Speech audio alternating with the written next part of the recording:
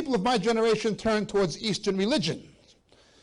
They saw the hypocrisy and corruption of mainstream Christendom, and so they looked to Eastern mysticism.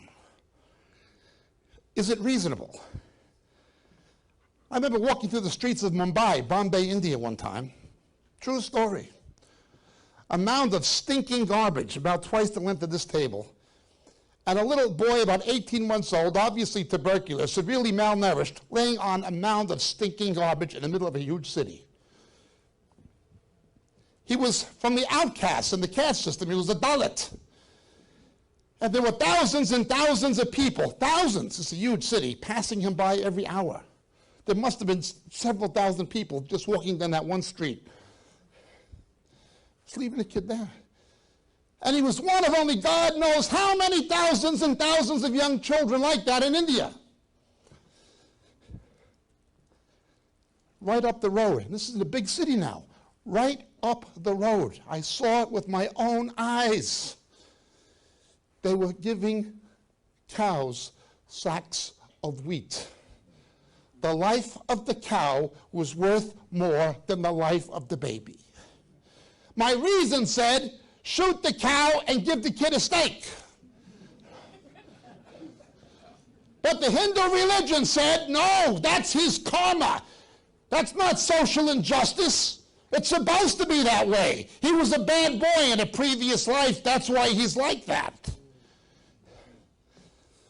And then I come to Great Britain or the United States or Australia, and I see people in the Western world, in the Judeo-Christian world, turning towards Eastern religion. Go look at what that religion has done for India. I've seen it.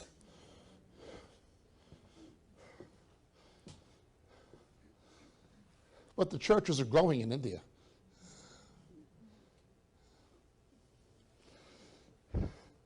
Allahu Akbar. Allah Nabi bi kifalak mabsut ismi Yaqub. Alhamdulillah. I lived in the Middle East for years. I lived there for years. Muhammad married Aisha, the daughter of Abu Bakr, when she was 6. At the age of 54, when she was 9, he took her virginity. A 54-year-old man takes the virginity of a little girl. This is a greater prophet than anybody, greater than Jesus, they say. Huh? Jesus said it's better to have a millstone tied around your neck and be cast into the sea than to hurt a little child. Muhammad had other ideas. It just is not reasonable. I want a reason. No Muslim's ever been able to answer the question.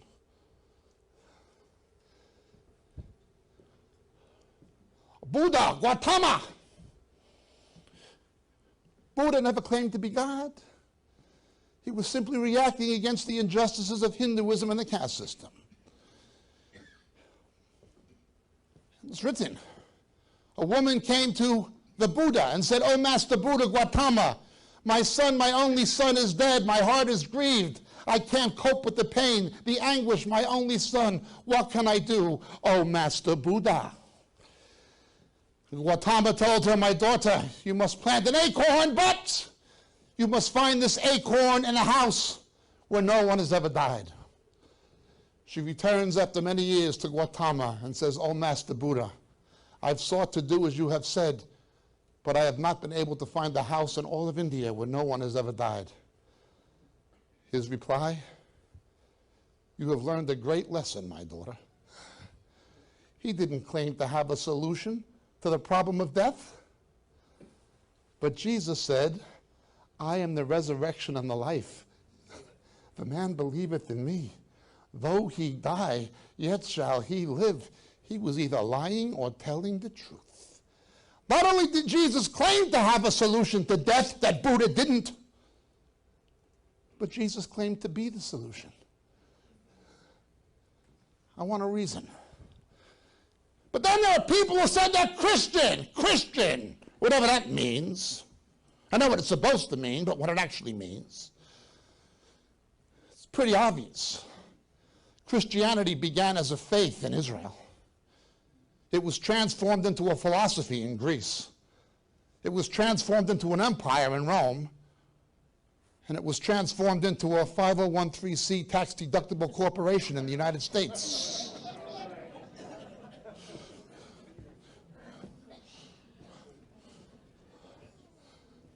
Christian.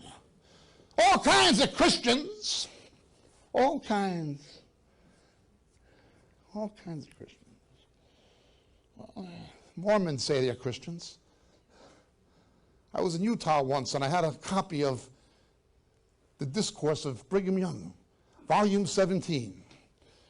And these Mormons were going around with t-shirts. Brigham Young said it. I believe it, that settles it. That was on the t-shirts. So I had the Journal of Discourses. Joseph Smith said there's Quakers living on the moon, but Brigham Young said there's Quakers living on the sun who lived to be 1,000 years old.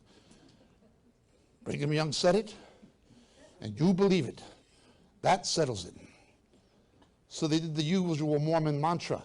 I got a burning in my bosom, and I'll testify to you the Church of Latter-day Saints is true. Yeah. And I got a burning in my bosom, and I testify to you there's Quakers are living on the moon. Give me a reason, will you? Then there's Charles Taze Russell, Jehovah's Witness. They say they're Christian. That guy has made so many false prophecies, as did his successors like Nathan Noor and Rutherford. He's made so many false prophecies, he's almost catching up with Rick Joyner.